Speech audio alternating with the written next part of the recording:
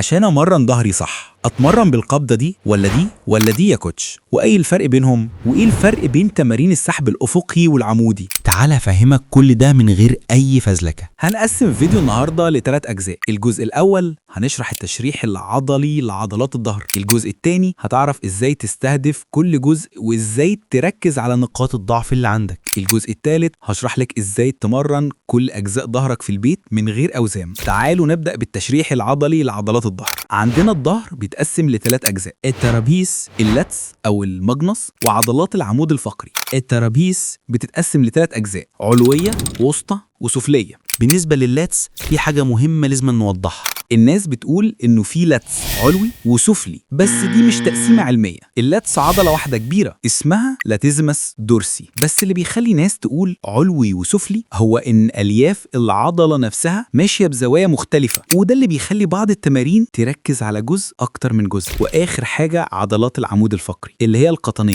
طيب يا كوتش، في ناس بتقسم الظهر لظهر علوي، ظهر اوسط، وظهر السفلي. هل ده صحيح؟ عادي، ناس كتير بتعمل كده عشان تبسط التمارين. العلوي بيقصدوا بيه الترابيس العلويه والوسطى مع الكتف الخلفي، والاوسط بيقصدوا بيه الترابيس السفليه مع اللتس، واسفل الظهر بيقصدوا بيه قطنيه. التقسيمه دي ناس كتير بتعملها عشان تبسط التمارين مش اكتر. طيب عرفنا تقسيمه الظهر يا كوتش، ازاي نستهدف كل جزء لوحده؟ اول حاجه عايزك تعرفها انه في الظهر مفيش حاجه اسمها استهداف جزء لوحده. انت في معظم تمارين الظهر بتشغل كل العضلات مع بعض بنسب مختلفه، وده اللي بيختلف من تمرين للتاني. يعني ما تجيش تقول هلعب لات بول داون بقبضه واسعه عشان استهدف اللاتس العلويه بس، ده كلام غلط. اللاتس السفليه هتشتغل معاك برضه بس بنسبه اقل، فابعد عن خرافه استهداف جزء واحد، لانه باقي العضلات دايما شغاله كعضلات مساعده. فسؤالك لازم يكون ازاي اركز على جزء معين بنسبه اكبر، وده اللي هيخلينا نعرف الفرق بين كل قبضه.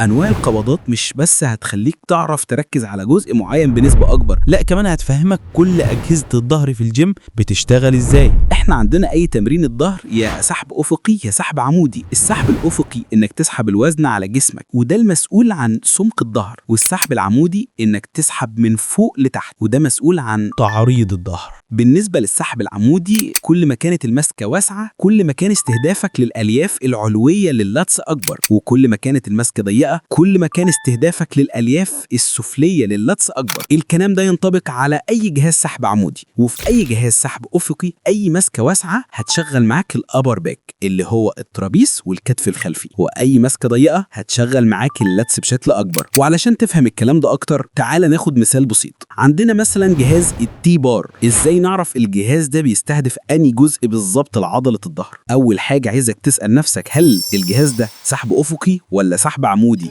قلنا في السحب الافقي انت بتسحب الوزن على جسمك، وفي السحب العمودي بتسحب من فوق لتحت، فالتي بار جهاز سحب افقي. تاني سؤال عايزك تساله لنفسك، نوع المسكه اللي همسك بيها واسعه ولا ضيقه؟ لو مسكت مسكه واسعه فانت هتكون بتركز على الابر باك اكتر، ولو مسكت مسكه ضيقه فانت هتركز على اللاتس بنسبه اكبر. فعايزك في اي جهاز للظهر تسال نفسك السؤالين دول عشان تعرف هتستهدف انهي جزء بالظبط. وبالنسبه لعضله القطنيه، انت عندك تمرين الديد ليفت من اشهر التمارين، وكمان جهاز الباك اكستنشن. وانك تمرن القطنيه على جهاز الباك اكستنشن بيكون التركيز اكبر من الديد ليفت. ده بالنسبه للقطنيه. تعال ندخل على نقاط الضعف. يا كوتش انا عندي الظهر عريض بس فاضي في النص، اتمرن ايه بالظبط؟ ان الظهر فاضي عندك ده معناه ان الترابيس عندك ضعيفه، فالحل انك تركز على تمارين السحب الافقي، مسكه واسعه ايا يكن بقى بالبار او جهاز السحب الارضي او اي ماشين تانية. اهم حاجه تركز انه المسكه بتاعتك تكون واسعه. طيب لو انت عندك الظهر مليان بس مش عريض تعمل ايه؟ هتركز على تمرين السحب العمودي وحاول تنوع بين الاتنين، قبضه واسعه وقبضه ضيقه. ما تركزش على شكل واحد، يعني لو بتمرن الظهر مرتين في الاسبوع خلي يوم قبضه واسعه ويوم تاني قبضه ضيقه. ونقطه كده لازم نوضحها، اي نقاط ضعف عندك حاول تركز عليها في بدايه التمرين، وده مش في تمارين الظهر بس، في اي عضله تانية ضعيفه عندك ابدا تمرينك بيها وهتدعي. طيب نلعب كام تمرين بالظبط؟ ضيف تمرينين للجزئيه الضعيفه اللي عندك، وباقي الاجزاء تمرين واحد عادي. يعني لو عندك عندك الظهر مش عريض، ضيف تمرينين تعريض وتمرين لسمك الظهر وتمرين للقطنيه هيكون كفايه جدا. وفي نقطة مهمة لازم أوضحها بخصوص الترابيس العلوية. الجزء العلوي ليه حركة مميزة لوحده اسمها Upward Scapular Elevation، رفع لوحين الكتف لأعلى، وده معناه إنك مهما لعبت تمارين سحب أفقي أو عمودي، الترابيس العلوية مش هتتعزل بنسبة كبيرة، لأن تمارين السحب تركيزها الأساسي سحب الكتف للخلف مش لأعلى. فلو هدفك تعزل الترابيس العلوية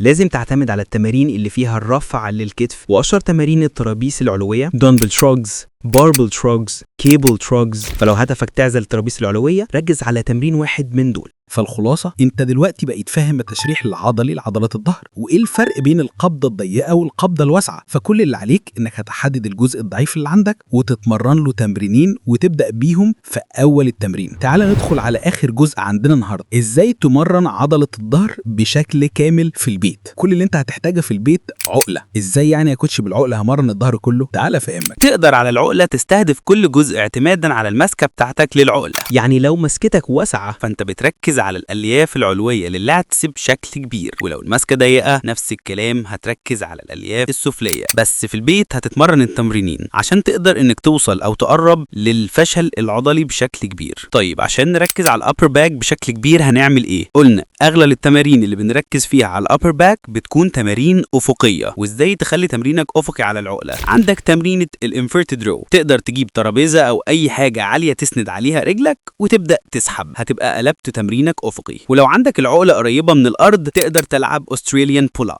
واخر جزء عندنا القطنيه، هنستهدف القطنيه بتمرينه اسمها سوبرمان، ودي انك بتمدد على بطنك وبترفع ايديك ورجليك فوق في نفس اللحظه. فانت في البيت عندك تمرينتين سحب عالي على العقله بمسكه واسعه ومسكه ضيقه، وتمرينه للابر باك وتمرينه على الارض للقطنيه. وكده انت استهدفت الظهر بشكل كامل في البيت. ولو عجبك فيديو النهارده ما تنساش تصلي على النبي وتعمل لايك وسبسكرايب، واكتب لي في الكومنتس استفدت قد ايه من فيديو النهارده، وقولوا لي عايزين الفيديو الجاي نتكلم عن ايه يا وحوش. سلام.